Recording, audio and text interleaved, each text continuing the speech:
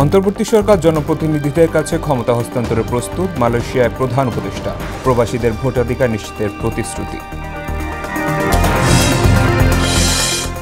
আগামী নির্বাচনে ধানের শীষে ভোট চাইলেন তারেক রহমান। ক্ষমতা এলে কর্মসংস্থানের রাজনীতি চালুর ঘোষণা।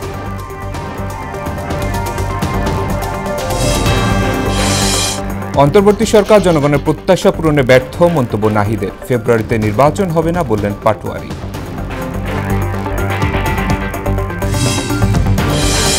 এবং খাদের কিনারা থেকে স্বস্তিতে দেশের অর্থনীতি, দাবি সরকারের। চলতি অর্থবছরে $63 বিলিয়ন রপ্তানি আয়ের লক্ষ্য নির্ধারণ।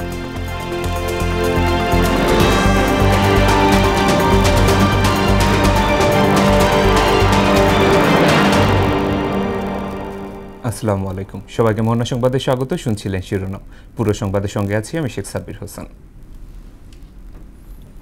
এবার বিস্তারিত।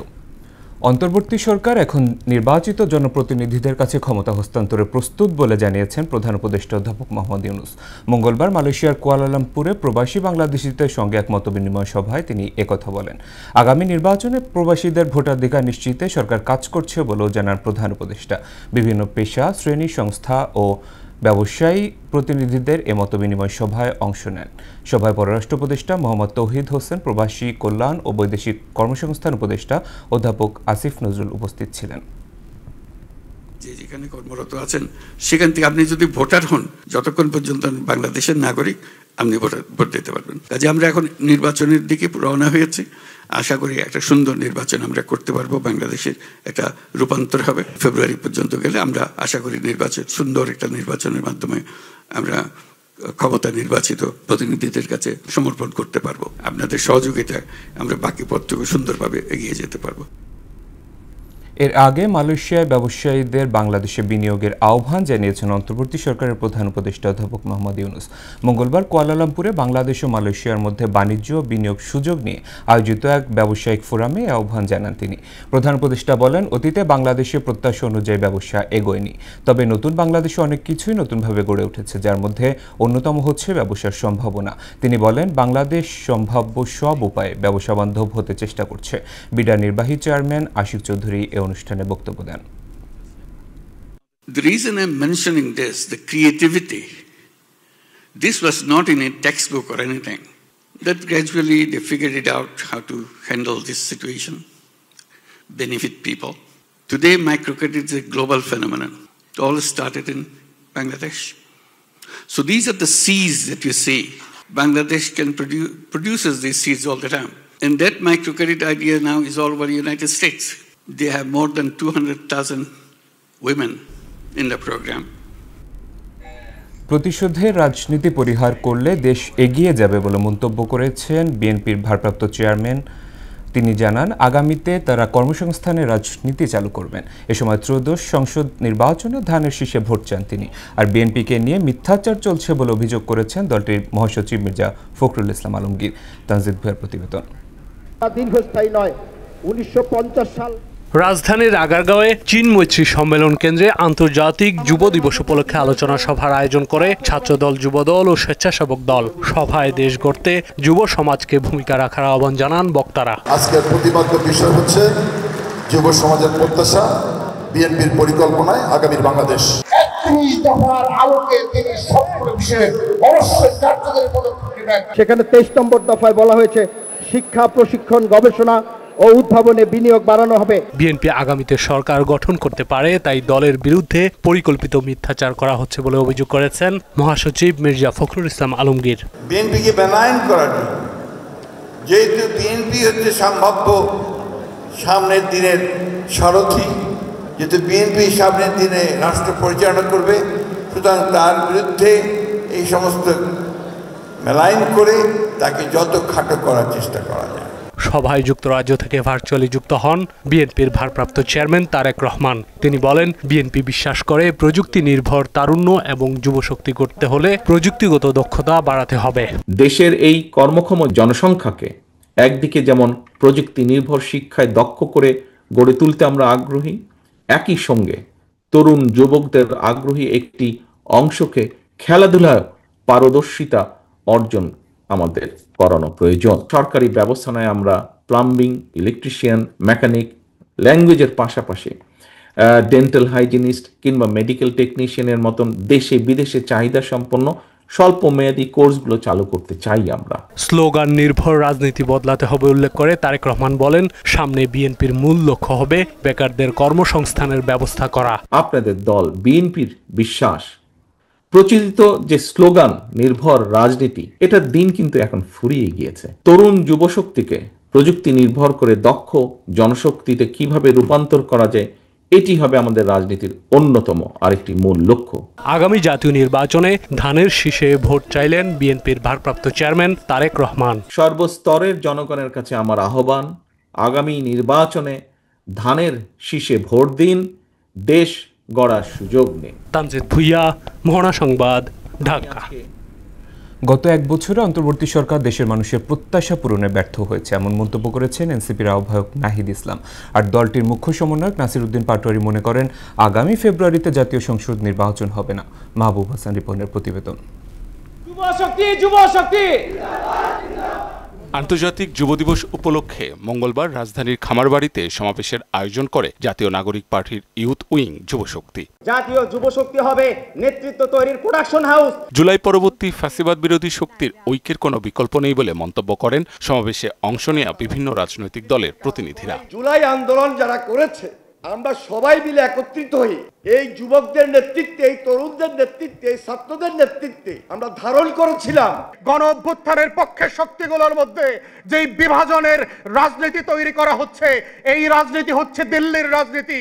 উন্নত বাংলাদেশ, ইন্টারন্যাশনাল স্ট্যান্ডার্ড এডুকেশন, ভ্রাতৃত্ব, এই হবে আমাদের রাজনীতি ভবিষ্যতে। সাম্প্রতিক এনসিপি নেতাদের অবকাশ যাপন ঘিরে নানা আলোচনা, যুবকদের রাজনীতিতে অপ্রাসঙ্গিক করা, নারী নেত্রীদের নিয়ে সাইবার বুলিং সহ নানা বিষয়ে বক্তব্য রাখেন এনসিপির নেতারা। বাংলাদেশকে এক ধরনের একটি প্রজন্মের সংঘাতের দিকে আপনারা ধাবিত করছেন। আমাদের অভ্যুত্থানের একদম সামনে থেকে নারীরা নেতৃত্ব দিয়েছেন, কিন্তু গত এক বছরে আমরা এটাও দেখেছি এমন কোনো নারী রাজনীতিবিদ নাই যাদেরকে সাইবার বুলিং করা হয় নাই। অভ্যুত্থান পরবর্তী বাংলাদেশে আমরা দেখি যে হাবিবুর রহমান, ফজলুর রহমানরা ফ্যাসিবাদের টোনে কথা বলে। মিডিয়া এখন আর গণমানুষের নাই, সেটা এখন এজেন্সির মুখপাত্র হিসেবে কাজ করছে। এনসিপির নেতারা বলেন, সংস্কারকে পাশ কাটিয়ে নির্বাচন হলে তা মেনে নেবে না জনগণ। যদি ফেব্রুয়ারিতে নির্বাচন হয়, আমার যে ভাইরা শহীদ হয়েছিল, রক্ত দিয়েছিল সংস্কারের জন্য, একটি নতুন সংবিধানের জন্য, তাহলে কবরে গিয়ে তার লাশটা ফেরত দিতে হবে এই সরকারকে। সংস্কার এবং বিচারকে পাশ কাটিয়ে নির্বাচন হলে সেই নির্বাচন বাংলাদেশের মানুষের কাছে গ্রহণযোগ্য হবে না। এই সময় দলের আহ্বায়ক বলেন, নির্বাচন নিয়ে অনেকে অনেক সমীকরণ মেলাচ্ছে, তবে এখনো তা চূড়ান্ত করার সময় হয়নি। গণ অভ্যুত্থানের এক বছরে আমরা কি পেলাম, তরুণরা কি পেল, দেশ কতটুকু পরিবর্তন হলো, কারণ এই হিসাব নিকাশ না করে নিলে আমরা বুঝবো না আমাদের আগামীর দায়িত্বটা কি। গণ অভ্যুত্থানের এক বছরে আমাদের আকাঙ্ক্ষা পূরণ হয় নাই। জুলাই পরবর্তী বাংলাদেশে নতুন বন্দোবস্তের কাজ শেষ হয়নি বলেও মন্তব্য করেন তিনি। নতুন বন্দোবস্তের জন্য আমরা লড়াই করেছিলাম, জীবন দিয়েছিলাম, জীবন দিতে প্রস্তুত ছিলাম, সেই নতুন বন্দোবস্ত, নতুন বাংলাদেশ আমরা পাই নাই। মাহবুব হাসান রিপন, মোহনা সংবাদ, ঢাকা। এখন পর্যন্ত এক ব্যক্তি সর্বোচ্চ 2 মেয়াদের বেশি প্রধানমন্ত্রী পদে থাকতে পারবেন না, এমন বিধান করার পক্ষে দেশের 89% মানুষ। অন্যদিকে উচ্চকক্ষে সংখ্যানুপাতিক প্রতিনিধিত্ব বা পিআর পদ্ধতিতে আসন বন্টন চায় 71% মানুষ। সুশাসনের জন্য নাগরিক সুজন প্রস্তাবিত জাতীয় সনদ চূড়ান্তকরণে জনমত যাচাই এ তথ্য উঠে এসেছে। এসইউ সেলিমের প্রতিবেদন। মূল পরিচিতি হলে আমি সুজনের প্রস্তাবিত জাতীয় সনদ চূড়ান্তকরণে জনমত যাচাইয়ের পর ফলাফল তুলে ধরতে মঙ্গলবার সকালে ডিআরইউতে সংবাদ সম্মেলনের আয়োজন করে সুজন। সংস্থাটির জাতীয় নির্বাহী কমিটির সদস্য একরাম হোসেন জানান, দেশের 89% মানুষ এক ব্যক্তিকে দুবারের বেশি প্রধানমন্ত্রী পদে দেখতে চায় না। একই ব্যক্তি সর্বোচ্চ 2 মেয়াদের বেশি প্রধানমন্ত্রী পদে না থাকার বিধান সম্পর্কে শতকরা 89 জন মানুষ মত দিয়েছেন। কিছু আইন শেখ হাসিনাকে দানব বানিয়েছে মন্তব্য করে সুজন সম্পাদক বদিউল আলম মজুমদার বলেন, এগুলোর সংস্কার ছাড়া জুলাই সনদের আকাঙ্ক্ষা পূরণ হবে না। শেখ হাসিনা দানবে পরিণত হয়েছিল কেন? কারণ পদ্ধতি, প্রক্রিয়া, প্রতিষ্ঠানগুলো দানবে পরিণত করার, স্বৈরাচার তৈরি করার জন্য অনুকূল ছিল।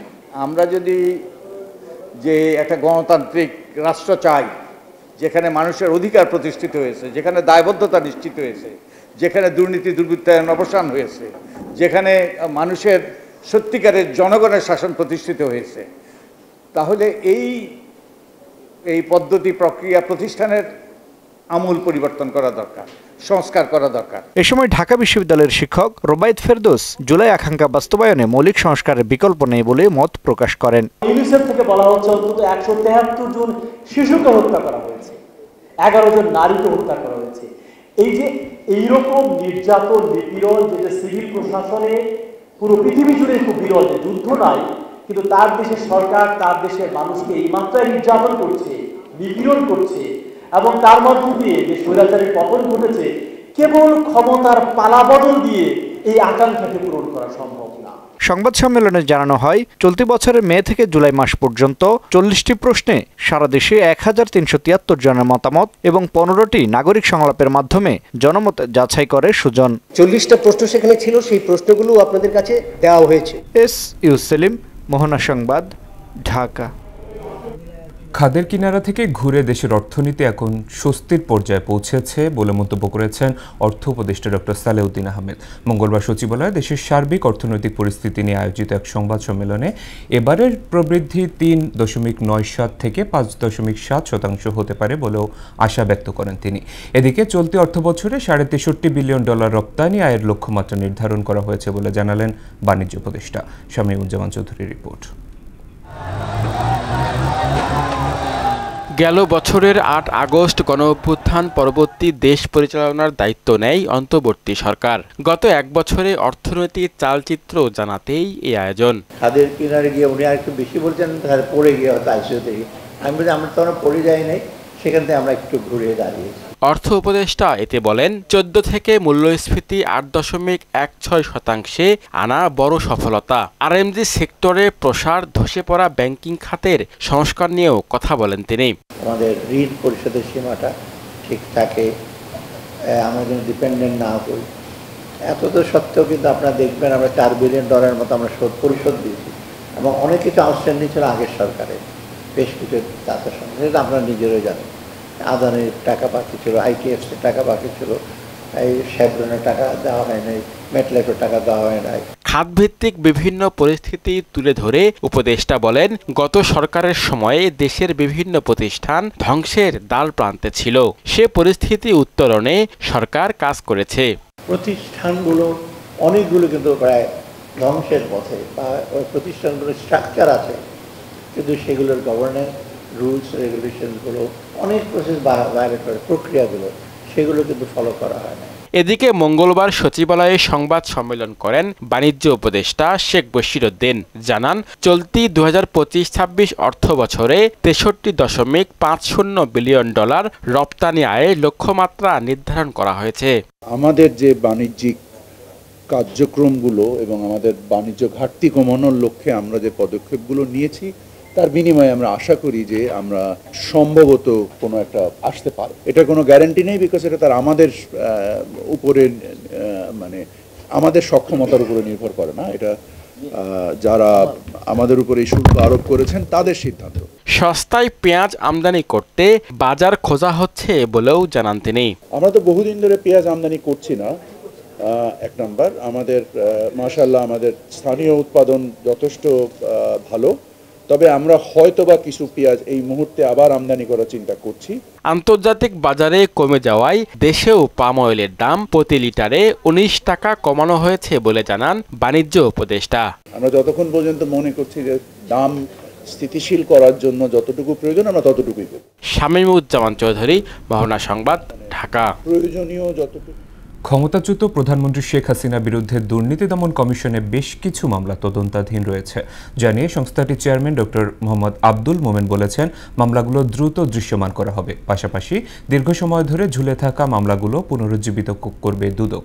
মঙ্গলবার সকালে রংপুর নগরের স্টেশন রোডে দুদকের সমন্বিত জেলা ও বিভাগীয় কার্যালয়ের ভিত্তিপ্রস্তর স্থাপন শেষে এসব কথা বলেন তিনি। এ সময় শুধুমাত্র শাস্তি প্রদানের মধ্য দিয়ে দুর্নীতি পুরোপুরি নির্মূল করা সম্ভব নয় বলেও মন্তব্য করেন দুদক চেয়ারম্যান।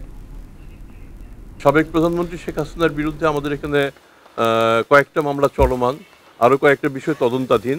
তদন্ত করে শেষ পর্যন্ত যদি প্রমাণিত হয় আমরা মামলা মোকদ্দমায় চলে যাব। দুর্নীতি দমন কমিশনের আমাদের নিজস্ব বিধিবদ্ধ কতগুলি আইন আছে, আমরা এর বাইরে আমাদের যাওয়ার সুযোগ নাই। দুর্নীতিও বাংলাদেশে অনেক ধরনের দুর্নীতি আছে, কিন্তু আমাদের খুব সীমাবদ্ধ। আমরা সরকারি লোক, সরকারি অর্থ, টাকা পয়সা পাচার, অবৈধ আয়, এগুলি হচ্ছে আমাদের ইস্যু। আমরা এর মধ্যে থাকার চেষ্টা করি। কয়েকদিনের বৃষ্টিপাতের কারণে আবারও বাড়ছে ডেঙ্গু আক্রান্তের সংখ্যা। বর্তমানে হাসপাতালে ভর্তি প্রায় 25,000। দুদিন আগে চলতি বছরে মৃত্যু ছাড়িয়েছে 100। এরই মধ্যে চিকিৎসকরা জানান সামনের আক্রান্তের হার আরও বাড়বে। সিটি কর্পোরেশনের উদাসীনতার কারণে মশার বিস্তার ঘটছে বলে অভিযোগ নগরবাসীর। যদিও উত্তর সিটির প্রধান স্বাস্থ্য কর্মকর্তা জানান ওষুধ ছিটানোর ক্ষেত্রে আগের যে কোনো সময়ের চেয়ে তৎপর তারা। সুরায়া মুনির আরেকটি রিপোর্ট। 2025 সালের আষাঢ় মাসে দেশের বিভিন্ন স্থানে গেলবারের চেয়ে 11% বেশি বৃষ্টিপাত হয়েছে। কোথাও কোথাও সৃষ্টি হয়েছে জলজট। ডোবা নালায় পানি আটকে থাকায় বংশবিস্তারের সুযোগ পেয়েছে মশা। এই ফাঁকে বেড়েছে ডেঙ্গুর প্রকোপ। মাসখানেক ধরে দৈনিক আক্রান্তের সংখ্যা থাকছে 400-রও কম বেশি। বেড়েছে মৃত্যুর সংখ্যাও। রবিবার চলতি বছরের ডেঙ্গুতে মৃত্যু বেড়ে দাঁড়ায় 101 জনে। শরীর ব্যথা ছিল আর জ্বর ছিল, আমার এমনি কোনো ঠান্ডা কাশি নেই। এই পরে মনে করেন প্রাইভেট চিকিৎসা করছি, পরে রক্ত পরীক্ষা আমাদের ডেঙ্গু ধরা দিছে। চোখে অতিরিক্ত রক্ত জমে গেছিল, আর আপনার সবসময় 4-5 বেশিরভাগ জ্বর ছিল, জ্বর কোনোভাবে কমে না। বাংলাদেশ এক বছরে সবচেয়ে বেশি 3,21,179 জন রোগী হাসপাতালে ভর্তি হয়েছিল 2023 সালে। পরের বছর এই সংখ্যা ছিল 1,11,000। যদিও চলতি বছরে আগস্ট পর্যন্ত দেশের হাসপাতালে ডেঙ্গু রোগী ভর্তি হয়েছে 24,183 জন। মশক নিয়ন্ত্রণে সিটি কর্পোরেশনের ভূমিকার বরাবরের মতোই ক্ষুব্ধ সাধারণ মানুষ। সিটি কর্পোরেশন যদি পরিষ্কার রাখতো, ভালো করে ওষুধ দিত, তাহলে এত মশা আক্রান্ত হইতাম না। আনাচে চিপা চাপায় যদি তারা তাদের এই পদক্ষেপগুলো চালাইতো, তাহলে আমাদের মতো অসহায় মানুষগুলো সেফটি নিয়ে বাঁচতে পারতো। চিকিৎসকরা অবশ্য বলছেন, সতর্ক না হলে সামনের দিনগুলোতে সংক্রমণ বাড়ার আশঙ্কা আছে। গত বছরের তুলনায় এবছর ডেঙ্গুর প্রাদুর্ভাব অবশ্যই কিছুটা হলেও বেশি। গত বছরের সাথে আমাদের স্বাস্থ্য অধিদপ্তরের যে আমাদের স্ট্যাটিস্টিক্স বলছে, সেই অনুযায়ী আমরা দেখছি যে প্রতি মাসেই আমাদের ডেঙ্গু রোগীর আক্রান্তের সংখ্যা, ভর্তি রোগীর সংখ্যা এবং মৃত্যু হারের সংখ্যা গত বছরের তুলনায় এই সময়ের তুলনায় কিছুটা হলেও বেশি থাকছে। যদিও নগর কর্তৃপক্ষ বলছে ওষুধ ছিটানোর ক্ষেত্রে আগের চেয়ে অনেক তৎপর তারা। আগে শুধু এক বেলাতে ফগিং করতাম, বিকালবেলা ফগিং করতাম, আমরা সকালবেলা ফগিং করে দিচ্ছি, বাড়ির ভেতরে ঢুকে যেন এই কাজগুলো করতে পারে। আমরা স্টিকার দিচ্ছি, লিফলেট দিচ্ছি, মাইকিং করতেছি, মসজিদে প্রচার করতেছি।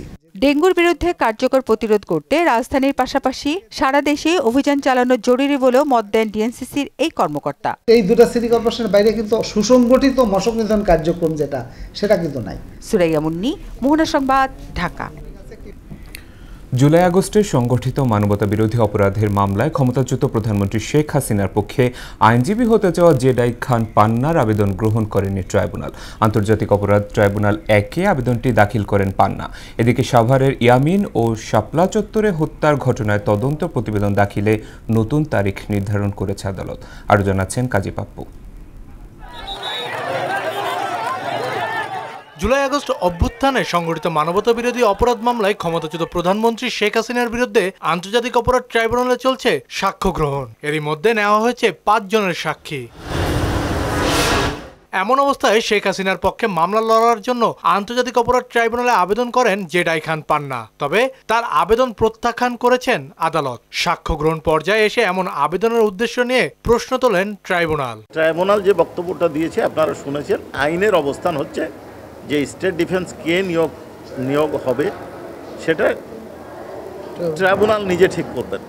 অন্য কারো এখানে ঠিক করার কোনো সুযোগ নাই, কারো চাওয়ার কোনো সুযোগ নেই। আইনজীবী নাজনীন নাহারের মাধ্যমে ট্রাইব্যুনালে আবেদনটি করেন জেডাই খান পান্না। আবেদনের বিষয়ে সাংবাদিকদের প্রশ্নের জবাব দেন নাজনীন। আমি জেডাই খান পান্নার পক্ষে ওনার এই অ্যাপ্লিকেশনটা জাস্ট পুটিং করেছিলাম কোর্টে এবং কোর্টকে জানিয়েছিলাম ওনার ডিজায়ারটা কি, এবং উনি কোর্ট বলেছেন যে যেহেতু একজন আইনজীবী অলরেডি নিয়োগ হয়ে গেছে, এখন আর এটা সম্ভব না, যেহেতু এটা আর সময় নেই, অন্য কোনো মামলায় যদি দরকার হয় উনি আসতে পারেন। এদিকে জুলাই আন্দোলনে চানখারপুলে 6 জন হত্যা মামলার দ্বিতীয় দিনের সাক্ষ্য গ্রহণ নেওয়া হয়। সাক্ষ্য দেন শহীদ জুনায়েদের বাবা শেখ জামাল হাসান সহ 2 জন। যারা হত্যা করেছে, হত্যার নির্দেশ দিয়েছে তাদের এবং আহত করেছে তাদের উনি বিচার চান। তার মধ্যে উনি 4 জনের নাম বলেছেন, সাবেক প্রধানমন্ত্রী, স্বরাষ্ট্রমন্ত্রী, পুলিশের আইজিপি এবং ডিএমপি কমিশনার। অন্যদিকে জুলাই আন্দোলনে সাভারে ইয়ামিন হত্যা মামলার প্রতিবেদন দাখিলের জন্য 14 সেপ্টেম্বর এবং শাপলা চত্বরের গণহত্যা মামলার তদন্ত প্রতিবেদন দাখিলের জন্য 12 নভেম্বর দিন ধার্য করেছেন ট্রাইব্যুনাল 1। কাজী পাপ্পু, মোহনা সংবাদ, ঢাকা। পরিকল্পিতভাবে বিচার বিভাগকে অস্থিতিশীল করতে খায়রুল হকের জামিন শুনানিতে হট্টগোল করা হয়েছে বলে অভিযোগ করেছেন বিএনপির আইনজীবীরা। মঙ্গলবার দুপুরে সুপ্রিম কোর্ট প্রাঙ্গণে এক সমাবেশে অভিযোগ করে জাতীয়তাবাদী আইনজীবী ফোরাম সংগঠনটির নেতারা বলেন, দিল্লিতে বসে শেখ হাসিনা কোটি টাকা খরচ করে বহিরাগতদের সঙ্গে নিয়ে বিচার বিভাগ ও দেশকে অস্থিতিশীল করার ষড়যন্ত্র করছে। কয়েকজন সিনিয়র আইনজীবী এ কাজে সহায়তা করছে বলে অভিযোগ করেন ফোরাম নেতারা। ভারত থেকে হাজার হাজার কোটি টাকা এসছে এই ফ্যাসিস্ট সরকার এবং খায়রুল হককে রক্ষা করার জন্য। কারা এই টাকা পেয়েছে গতকালকে আপনারা দেখেছেন। স্বাস্থ্যসেবার মান উন্নয়নে স্বাস্থ্য খাত সংস্কারের আন্দোলনে বরিশালে কেন্দ্রীয় নথুল্লাবাদ বাস টার্মিনাল, ঢাকা থেকে বরিশাল মহাসড়ক অবরোধ করে ব্লকেট কর্মসূচি পালন করেন শিক্ষার্থীরা।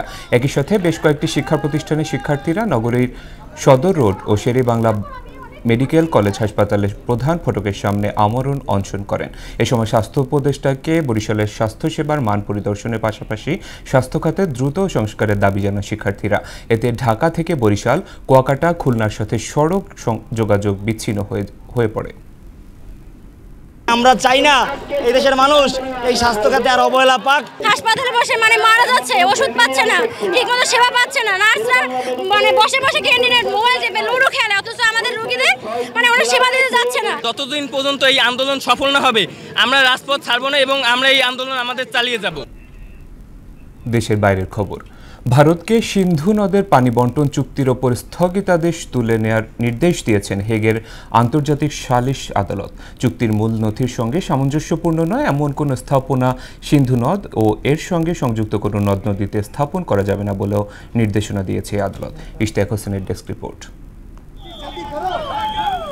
গত 22 এপ্রিল ভারতের জম্মু কাশ্মীর রাজ্যের পহেলগামে এক জঙ্গি হামলায় 25 ভারতীয় এবং একজন নেপালি পর্যটক নিহত হন। পরে পাকিস্তানি কাশ্মীর ভিত্তিক জঙ্গি গোষ্ঠী দ্য রেজিস্ট্যান্স ফ্রন্ট এই হামলার দায় স্বীকার করে।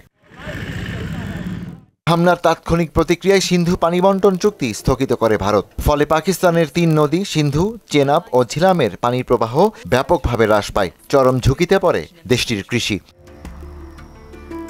পরে এই ঘটনায় নেদারল্যান্ডসের আন্তর্জাতিক সালিশ আদালত পার্মানেন্ট কোর্ট অফ আর্বিট্রেশন পিসিএতে মামলা করে পাকিস্তান। 8 আগস্ট সেই মামলার রায় ভারতকে সিন্ধু নদীর পানি বন্টন চুক্তির উপর স্থগিতাদেশ তুলে নেয়ার নির্দেশ দেন পিসিএ।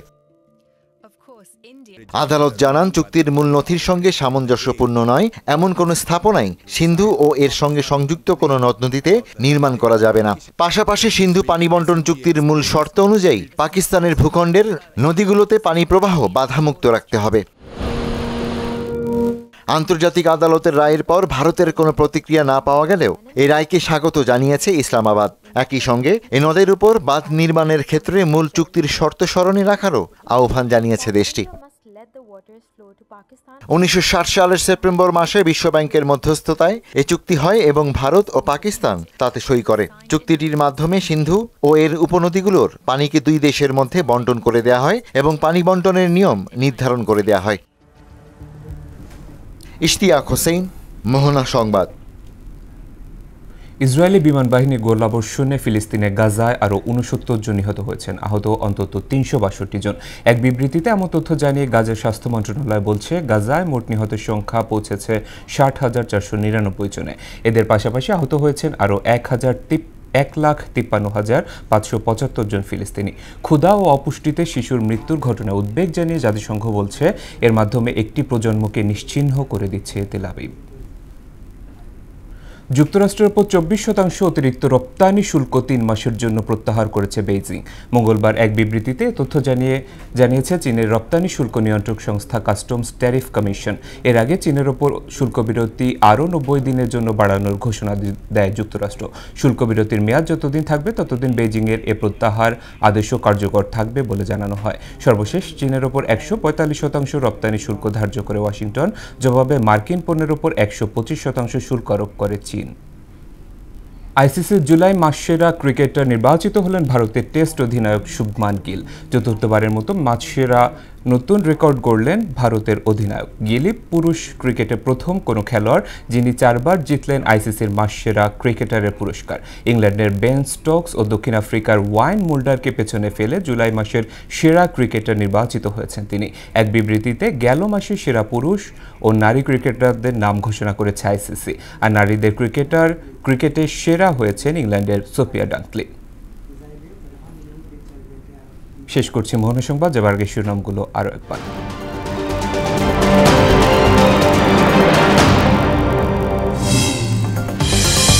অন্তর্বর্তী সরকার জনপ্রতিনিধিদের কাছে ক্ষমতা হস্তান্তরে প্রস্তুত, মালয়েশিয়ার প্রধান উপদেষ্টা।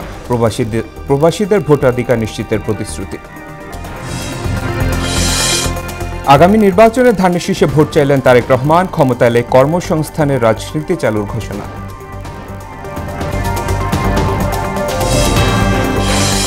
অন্তর্বর্তী সরকার জনগণের প্রত্যাশা পূরণে ব্যর্থ, মন্তব্য নাহিদের। ফেব্রুয়ারিতে নির্বাচন হবে না বললেন পাটোয়ারি।